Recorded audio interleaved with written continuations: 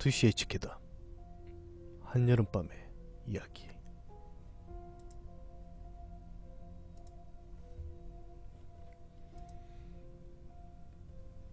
초등학생 무렵 학교 뒷산 깊은 곳에서 우리들은 비밀기지를 만들어 두었다. 비밀기지라 해도 상당히 노력을 들였기 때문에 제법 훌륭했다. 몇 개를 판자를 못으로 고정해서 비바람을 막을 수 있는 다다미 3장 정도 넓이의 오두막. 방과 후엔 그곳에서 간식을 먹거나 야한 책을 읽는 듯 마치 우리들의 집처럼 이용하곤 했다. 그곳을 아는 것은 나와 준, 진, 그리고 2마리의 개 정도였다. 초등학교 5학년 여름날 우리는 비밀기지에서 하룻밤 자고 오기로 결정했다. 부모님에겐 각자 다른 친구 집에서 자고 온다고 속여두고 용돈을 모아서 간식, 불꽃놀이, 로켓, 주스 같은 걸 샀다. 수학여행 때보다 두근두근거렸다. 오후 5시쯤 학교 정문에서 집 앞 뒷산으로 향했다. 산길을 걸어 1시간 정도 거리에 우리들의 비밀기지가 있었다. 기지 주변은 2마리의 들개, 해피 수컷과 터치 수컷, 이렇게 2마리의 세력권이기에 기지 근처에 다가가며 언제나 어디에선가가 튀어나와 꼬리를 흔들며 마중 나와줬다. 우리들은 개 2마리를 향해 마중 나와서 고마워 라고 말하며 맛봉을 하나씩 줬다. 기지에 도착했을 한 뒤 가지고 온 짐을 오두막에 넣었다. 그리고 아직 해가 떠 있었기에 근처에 있는 커다란 연못에서 낚시를 했다. 그래봤자 잡히는 건 식용 개구리일 뿐이다. 낚시를 하는 중 해가 떨어졌기에 우리는 불꽃 놀이를 시작했다. 상당히 많이 샀던 것 같은데 30분도 지나지 않아 불꽃놀이 화약도 다 떨어졌기에 우리는 일단 오두막에 돌아갔다. 한밤중의 비밀기지는 우리 모두 처음이었다. 깊은 산중이기에 가로등도 없고 바깥의 불빛이라곤 오로지 달빛뿐. 들리는 소리는 벌레 울음소리밖에 없었다. 준비해간 캠핑용 전등을 킨 우리는 처음엔 과자를 먹으며 좋아하는 애에게 대한 이야기나 선생님에 대한 험담 같은 걸 했다. 그러던 중 조용한 바깥에서 때로는 첨벙하는 소리나 바싹거리는 소리가 들려왔다. 우리들은 그 소리가 점차 무섭게 느껴졌다. 야, 잠깐 지금 무슨 소리 안 들렸어? 곰인가?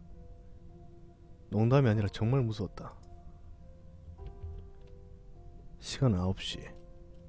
오두막 안은 너무나 더웠고 모기도 있었기에 잘 수 있는 상황이 아니었다. 거기에 한밤중에 산이 가진 분위기에 압도된 우리는 점차 이곳에 남는 걸 후회하기 시작했다. 우리는 현 상황에 대한 이야기를 나눴다. 그 결과 곰이 나올 수도 있고 오두막 안이 너무 더워 잘 수 있는 상황도 아니기에 달빛에 나오는 지금 산에서 내려가기로 결정을 했다.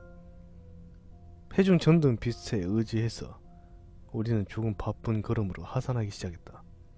출발하고 5분 정도는 해피와 터치가 우리를 따라와줬기 때문에 내심 든든했지만 오두막의 일정 거리를 벗어나자 그 2마리는 돌아가 버렸다.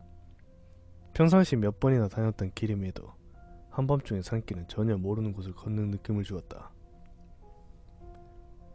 서로 30cm 정도의 거리를 밀착한 우리는 아무 말도 없이 걷기만 했다. 그때였다. 진이 내 어깨를 꽉 붙잡더니 야, 저기 누가 있어? 작은 소리로 말했다. 우리는 순간적으로 제자리에 드러누우며 전등을 켰다. 귀를 기울여 보니 확실히 작은 발소리가 들렸다.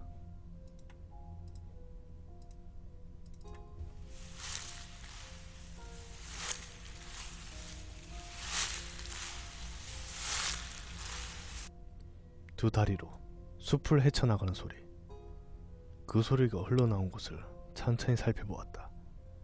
우리들이 있는 곳에서 2m에서 30m 정도 떨어진 숲을 속에서 누군가 나왔다. 전등을 한 손에 들고 다른 손에는 긴 봉 같은 걸 들고서 그 봉으로 숲을 밀어 헤치며 산을 오르고 있었다. 우리들은 처음엔 별로 무섭지 않았다. 되려 그 소리 정체가 사람이라는 것에 지금까지 느꼈던 공포가 사라진 것에 안도했다. 안도감 때문이었을까? 우리들의 어린 마음에 호기심이 채워지기 시작했다. 야, 저 누구지? 야, 따라가 볼까? 내가 그렇게 중얼거리자 두 친구는 물론! 그래? 그렇게 말하며 씩 웃어 보였다. 우리는 이미 희미하게 보이는 회전 전등 빛과 숲을 헤쳐나가는 소리를 의지하며 그 알 수 없는 누군가의 뒤를 따라갔다.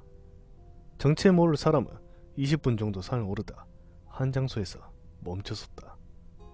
우리는 뒤쪽으로 30m 정도 떨어진 곳에 있었기에 성별은커녕 어떤 상태인지 알 수 없었다. 희미하게 보이는 사람 그림자를 확인할 수 있는 정도. 그 사람은 발을 멈추더니 등에 짊어진 가방을 내려 뭔가를 하기 시작했다. 나는 야, 저 사람 혼자 뭐 하려고 온 거지? 야, 하늘가지라도 잡으러 갔나? 이에 지는 야, 좀 더 가까이 가보자 라고 말했다. 우리는 낙엽이나 나뭇가지를 밟지 않도록 발을 땅에 스치듯 걸으며 근처로 천천히 다가갔다. 우리는 실실 웃고 있었다. 머릿속으로는 누군지 모를 저 사람을 어떻게 골려줄까 이런 생각뿐이었다. 그때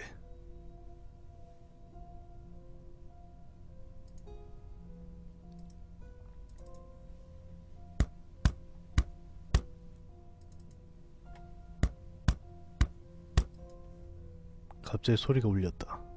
심장이 멈출 듯 놀랬다. 순간 진과 준을 쳐다보니 준이 손을 들어 앞을 가리키며 저 사람이야. 야, 저 사람이 뭔가를 하고 있어. 나는 그쪽을 쳐다보았다.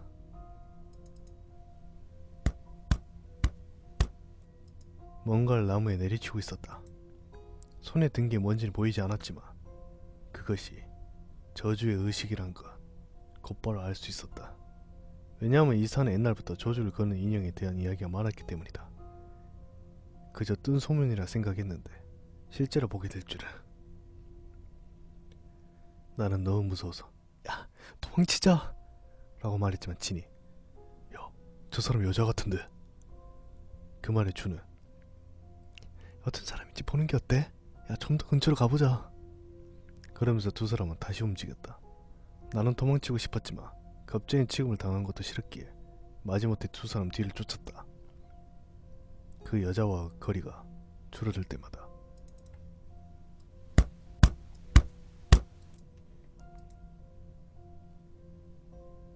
이 소리만 아니라 다른 소리도 들려왔다. 그 소리는 그냥 마냥의 소리가 아니라 여자가 불경을 매는 것 같은 암송의 소리였다. 조금 우회해서 우리는 그 여자한테서 8m 정도 떨어진 나무 그늘 밑에 몸을 숨겼다. 그 여자는 어깨에 걸릴 정도로 머리칼이 길었고 마른 체형이었다. 발밑에는 짊어지고 온 배낭과 전등을 두고 사진 같은 것에 차례차례 못을 박고 있었다. 못은 벌써 6개에서 7개 정도 박혀 있었다. 그때였다.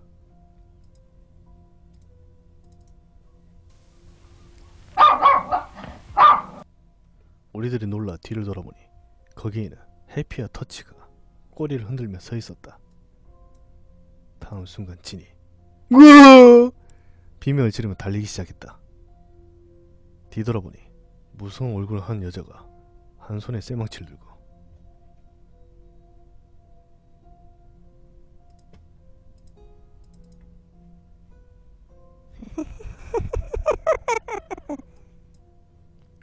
웃으면서 이쪽을 향해 달려오고 있었다.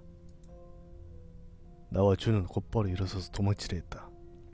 갑자기 내 어깨를 잡혔던 느낌이 들더니 그대로 뒤로 쓰러져 버렸다. 쓰러진 내 가슴 위로 퍽 하고 뭔가 내리치는 바람에 나는 먹는 걸 개원했다. 일순 무슨 일이 벌어진 건지 몰랐지만 내 가슴 위에 놓여진 여자의 다리에 상황을 파악했다. 여자는 이빨을 으깨는 것처럼 갈아대며